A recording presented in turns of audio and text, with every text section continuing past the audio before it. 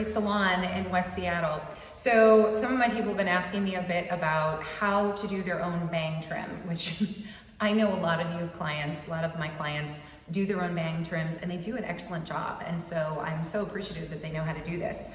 I'm gonna do two different things. I have my shears right here. I've got them all caped up. I have two little clips that will be helpful for people with different texture. And I've got my shears, okay, the ones that I've suggested for you. And then I also have some texturizing shears that'll help some of you people with curly hair or different texture of hair if you've used them before, only if you've used them before, okay? And you know who you are, so I am so glad you know how to do that.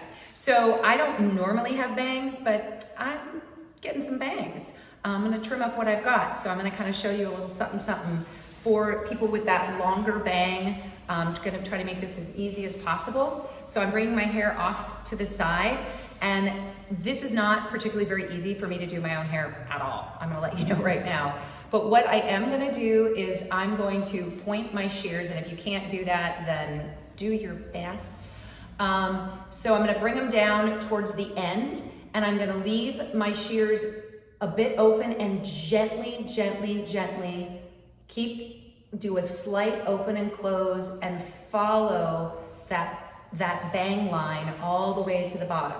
So I have a little bit, you can kind of see I have a little bit more of a bang right here just by doing this. And again, the key is to keep these shears slightly open, know where you're starting, slightly open, know this is where I'm gonna be starting, and bring them down. You can see that I'm really, all my pressure in it is holding onto this right here. This is my pressure. I'm not going up and down. So again, I'm coming into this part of the hair and following that line all the way down. And that gives me a little bit more of a bang right now. I'm not bringing the hair up and creating layers or anything. I just really want this to be simple. Now, for those of you who know where your bangs are and don't want to touch any other part of the hair, this is when it comes in handy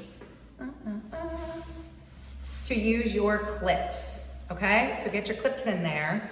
And I know a lot of you who have done this before know where your bangs start and end. We've talked about this too as well in the salon.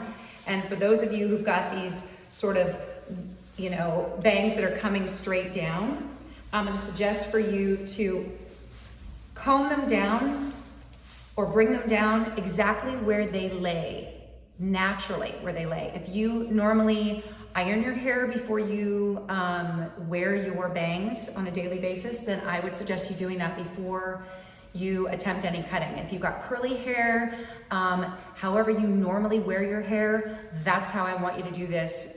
Wear it the way you normally do before you start to cut.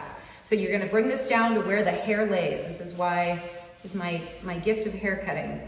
And basically in this case, I'm gonna suggest for people to come up, and you'll be able to see in the mirror where your line is, and you're just gently coming up and taking a little bit of that hair off. So really gentle, so you're not gonna make a mistake. You're not coming at it from this angle. You're literally just coming up, holding it here, and you can see what you've done. And if you have any questions about that, again, you can email me at christinamasterstylist@gmail.com, and I will have a lot of this on my Instagram. All right, any questions, you can send those to me there. Bye, stay safe.